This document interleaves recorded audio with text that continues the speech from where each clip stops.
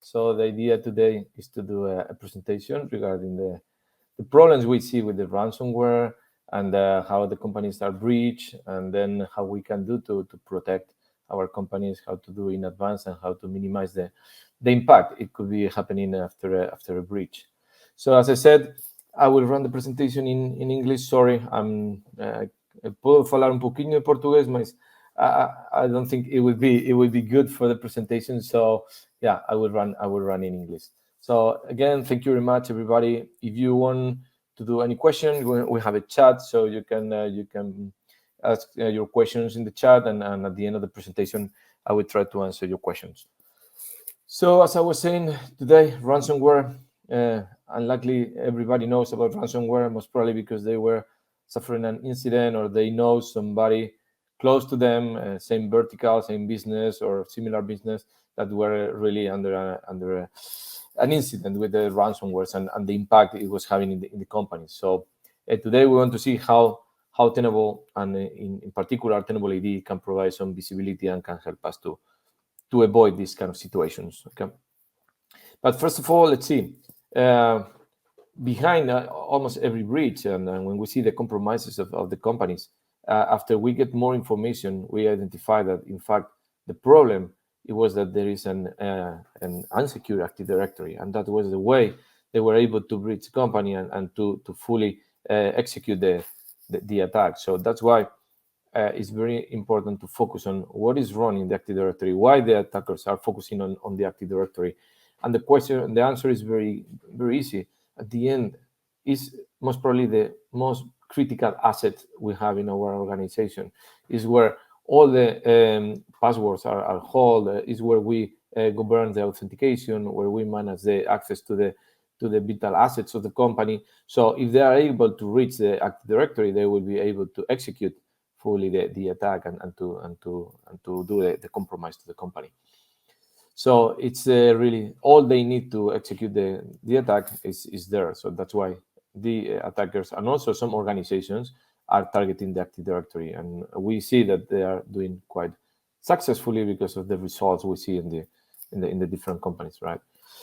But just to understand a little bit more why they are organizing, and I would say it's because there is a perfect storm. We'll say for a long time the Active Directory didn't evolve. We can say it has more than 20 years and didn't evolve that much. And there are many misconfigurations that could be exploited. And we see in many of our organizations that they have not only one, they have many critical misconfigurations that could be exploited. And this will end up in a full compromise of the company. Also, because the Active Directory is critical for it, we see that the majority of the malwares already include a specific code to target the Active Directory, to recognize the Active Directory. And also we can see that the majority of the customers, the companies, already has a Active Directory from Microsoft.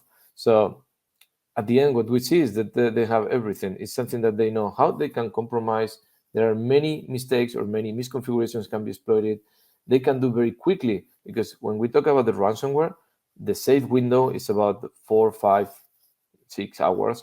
So yeah, it's something that they can do very quickly, easily, and they will be successful. So that's why there are many organizations focusing not only single attackers, also some like ransomware as a service, and many ways to breach the Active Directory of the companies, and many people focusing on there because they are getting, at the end, they are doing successfully and they are doing money out of that easily. So if we pay some attention on the kill chain, what we can see is that the industry was focusing on the primary infection, on the first step of the kill chain. Okay, but what we can see as well is that we didn't pay that much attention from the industry in the steps 5, 6, 7, 8 when we talk about lateral movement, privilege escalation, and persistence. So the backdooring. So it is important that we are paying attention on the first steps, on the primo infection. But let's not forget that when the attack is going to be spread massively, it's going to be in the steps 5 to 8. And here is where we don't see too much focus. We don't see solutions that can provide some insights and some reaction, and that we can work proactively to avoid these situations. So that's why Tenable.AD wants to cover this say this whole. Okay, and well, when we are talking about the ransomware, and if we think about all the companies that were under an incident, many of them were already using EDRs, SIEMs, IDS. So it seems that if they were under an attack, the conventional tools were not working fine. Okay, so most probably, yeah, we need these kind of tools, but most probably we are not using the right strategy, or maybe we are missing some pieces in our strategy. So let's comment why, in our opinion, we are having some common mistakes or bad practices. So first of all, and the first wrong practice is that the organizations are focusing more on detection than in prevention. So it is important that we are able to detect. But the problem is when we are detecting an attack, it's similar than when you get an alert that you were having a car accident. Yeah, in that case, it is good to know that you have the incident, but it would be good if we can anticipate, if we can be more preventive, and we can alert by saying, okay, you have a problem in the brakes, you should fix that, or you will end up having an accident. So this is it is the same. So attack detection, it's important, but it would be even more important and complementary to have attack prevention. Okay.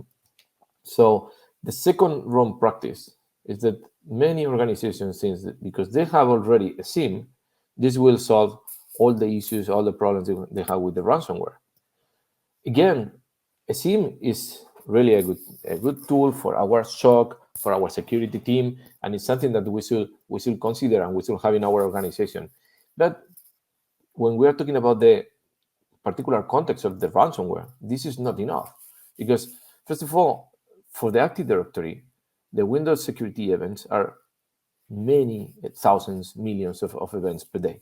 So imagine if you had to try to find the security information that is really key to understand what is happening.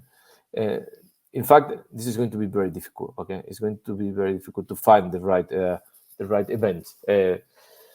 First of all, but in parallel, also many of the actions, the malicious actions, are not going to create any log. So the SIEM is not going to be alerted at all. So it won't be possible to detect those things are happening in our Active Directory in the configurations. Okay. And finally, the SIEM is not really a tool designed to detect misconfigurations and unpatchable vulnerabilities. And in fact, these are the two main things and the two technical ways the attackers are using to target the Active Directory. So again, SIEM, it's important, but SIEM is not enough. And the third wrong practice, it is also that the organization thinks that the EDRs will detect all the attacks.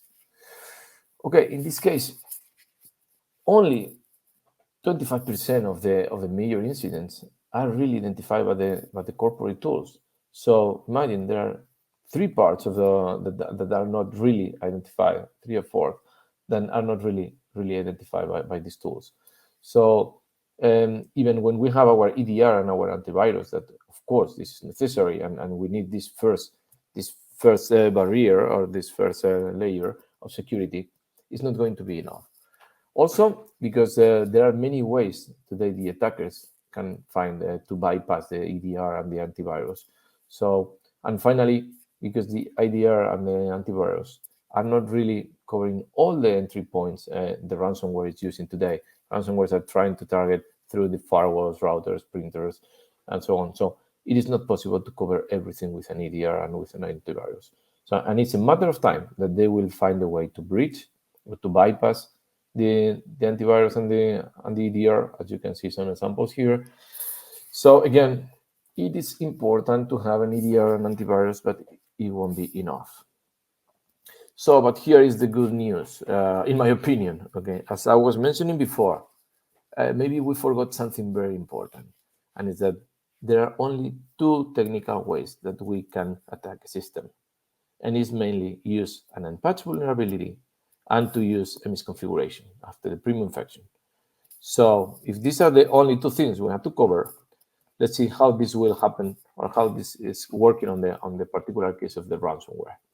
So when we are talking about the unpatched vulnerabilities and misconfigurations. In the particular case of a ransomware, we're talking about exploiting unpatched CVEs on the Windows servers and the Windows systems and on the remote access gateways.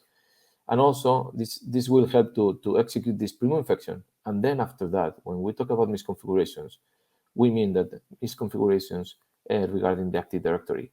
And in this case, they will use those to move laterally and escalate privileges with the intention of becoming a domain admin. Okay?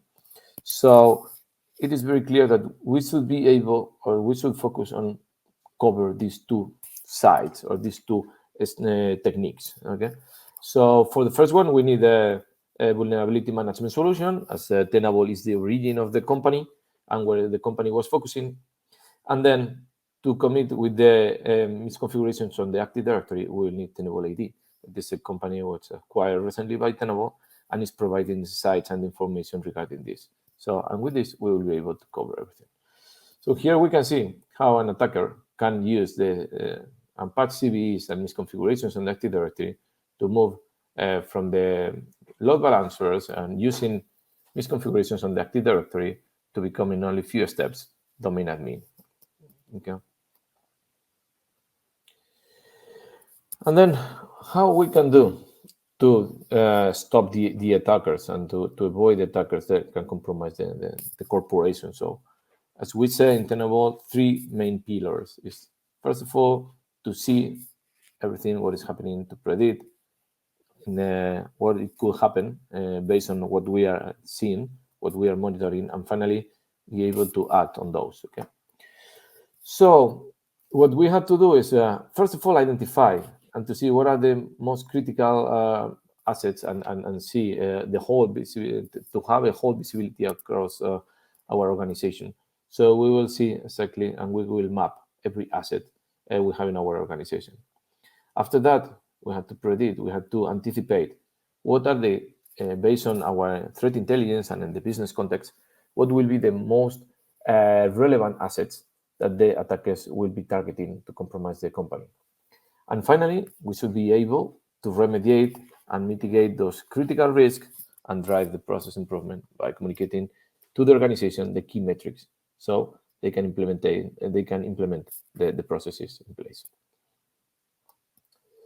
Regarding Tenable.AD, as I was saying, once we were able to cover the vulnerability management and we were able to patch uncover or let's say the critical CVEs and patch. After that is how are we able to be, or how we can be monitoring the Active Directory and reacting quickly before we are under an attack. So first of all, it will be the anticipation. It will be the proactive part. Remember when I was saying one of the main mistakes we were doing on the wrong practice, it was to be focusing only on detection. So the proactive part is very important.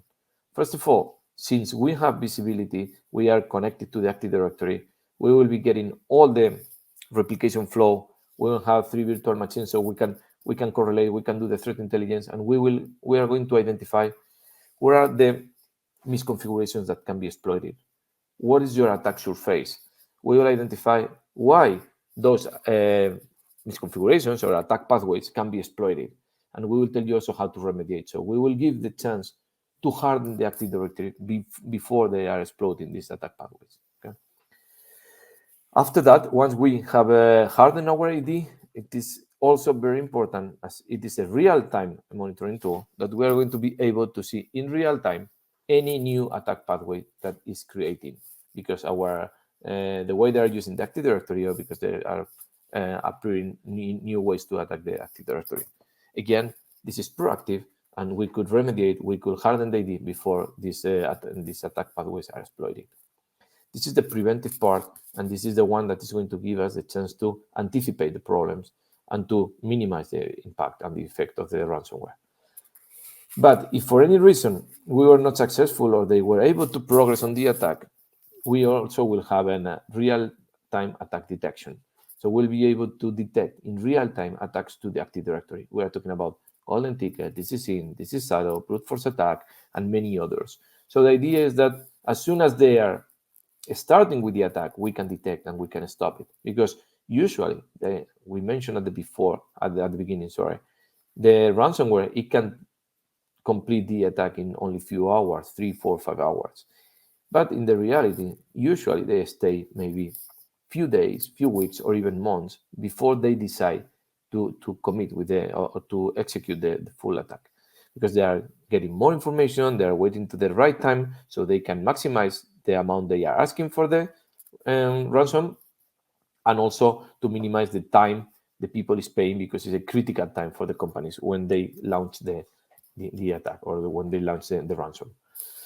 So that will be the reactive part, in this case, the detection. As we were saying, it is important to have detection on top of the prevention. Okay. And finally, as this is the Active Directory we're mentioning, the SIEM is not, in fact, a tool designed to detect misconfigurations and patch CVEs. So the important point here is that we are going to store all the logs regarding the Active Directory with the particular context of the Active Directory. We'll be able to do some search, and we will be able also to investigate if we are under we suspect that we are under an attack, or in fact we are under an attack and we want to react to this attack. We will be able to investigate through this forensic tool, so where we are going to store all the information. Finally, yes, as a security tool, for us is very important, and we are not going to increase your attack surface or your security. We are not going to put on compromises. So we are agentless solution. We are not going to use any privilege. So totally not impact on your performance of your servers, and we are not going to be, you are not going to be never attacked by our solution, because we don't have agents and no privileges. Okay. And also, we could deploy the solution as there are 3 virtual machines, as you prefer, on-prem deployments or in the SaaS mode in the cloud. And also, all the information we are going to provide, it will be native in AD. So it will be easy to interpret it and easy to manage this information with the different departments, infrastructure team, security team, the SOC, and some other departments in the company. And finally, as the Active Directory is a very critical asset, we will do this in real time, because as we said, a ransomware can execute fully in 3-4 hours. So we want to be aware just in real time and react in real time if possible. But yeah, if you had to remember something, I would say after this presentation, I will go to the very simple thing, and we will get back to basics. As we said, there are only 2 ways that technically we can attack a system, and will be because of the we say vulnerabilities and then the misconfiguration. So in this case, you just have to take care of the critical CVEs and patch your systems. And in the other hand, you have to take care of the AD misconfigurations, because if you don't do it, the attackers will do the same for you, and they will attack your company. So this is basically what I wanted to present today. I don't want you to be really concerned, because we all know that the ransomwares are being very effective, very successful on their attacks. But as we said, it is very simple if we keep in mind, get back to basics, and we patch the vulnerabilities and the CVEs, and we take care of the misconfigurations. So I will stop sharing my presentation. And I don't know if there is any question that you want to do. You can do it on the chat, and then yeah,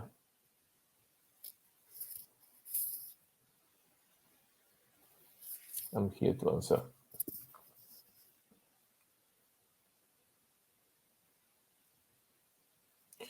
Sorry, I couldn't remove the sharing pop-up, but because when I was presenting, I couldn't see the chat. So sorry about that. It was disturbing you. No. Sorry about that.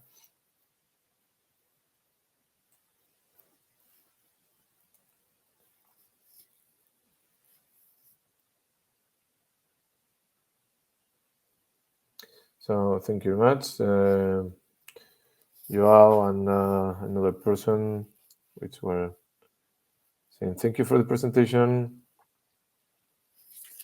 And there's I don't know if we have already 10 minutes left, so I don't know if there is something else you want me to present.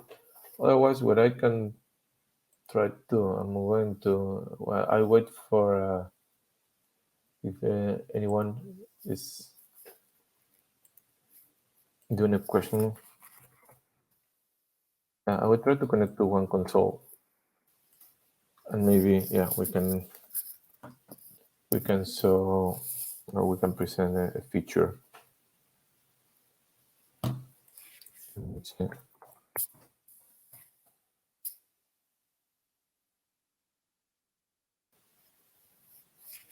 I'm just trying to connect to one of our labs. So as we already have a few minutes, maybe I can show you very quickly how we can see.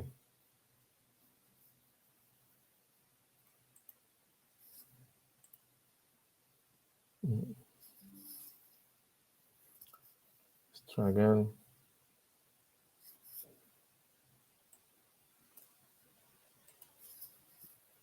So if you want, I could share. One of our labs, so you can see how it looks this and how we can see the misconfigurations and everything. Okay. So I will share my screen again.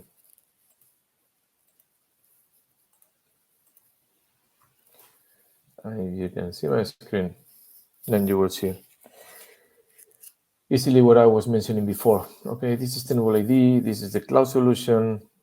Okay, now I hide it. Thank you very much. And then, yeah, we were talking before about the preventive part. The preventive part, we use what we call indicators of exposure because they are to say these misconfigurations that can be exploited. So from over 300 security checks and more than 42 indicators of exposure, we can see here all the indicators of exposure. As I said, 42 indicators of exposure. And then we have categorized by critical, by severity critical, high, medium, low. And then if we say, don't show me everything, and this is in real time, I will see from 12 critical indicators of exposure, I see that I have 8 here, okay?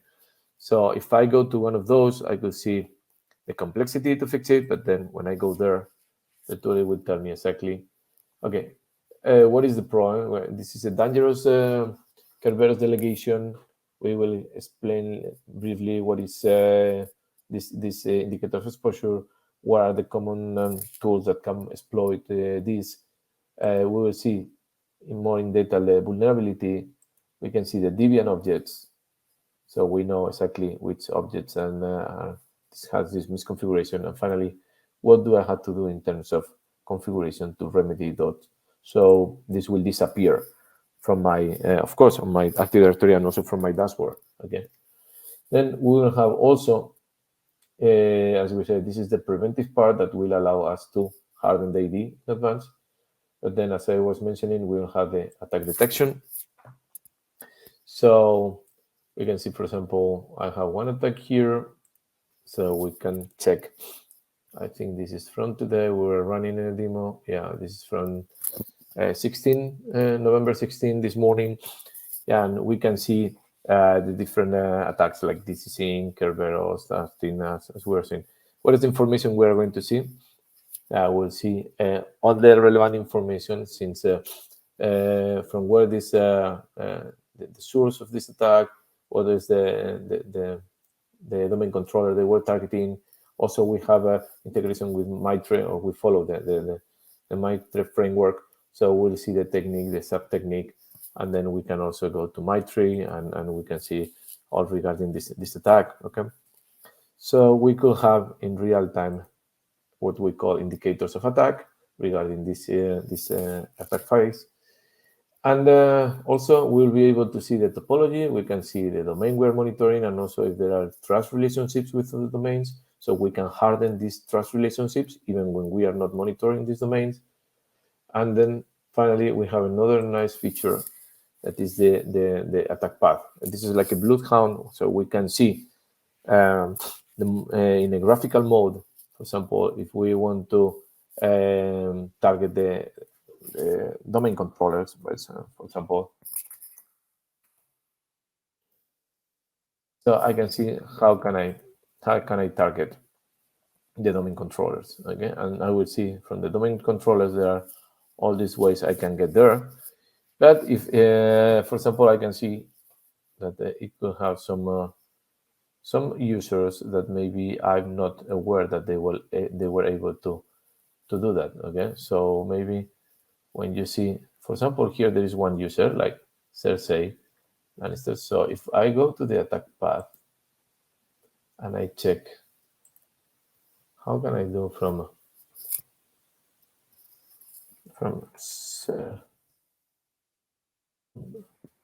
Cersei Lannister to the domain controllers? I will see now. I will see how can I do from this user to target the domain controllers. And most probably I can see in a very few steps regarding the inherit GPOs or different permissions they have, how in 2 simple steps, how could I get to the domain controller, okay, and to get the control. So that's a visual way and a graph way that we can see the attack path. This is just another feature. And just to finish, as we have 2 minutes, yeah, we'll have a way to create dashboards depending on the remediation plans or the compliance score. If I want to see how am I progressing on my hardening, so I can see what are the critical, the medium, the high, and what is the score I have and what do I need to improve. So we could do dashboards for the CISO or whatever I want to do. I can aggregate by topic or something, and then yeah, we can do. This is total. You can custom in this as you want. You can create as many as you want, and you can do yeah, anything you want. Okay. So that's regarding the. I will stop sharing. That's what regarding the console. How we can identify all these things. The proactive part, the detection part, and then also, yeah, I didn't show the forensic tool, but it would take time. But anyway, you have my contact, as I will share again. So if you need anything, please contact me, and I will be more than happy to answer. So if you have any question, so you can, yeah, you can see you can write, you can send me an email, and I will be more than happy to answer to you. Okay. So I will send it as well in the chat. So yeah, you can find me if you want. Okay.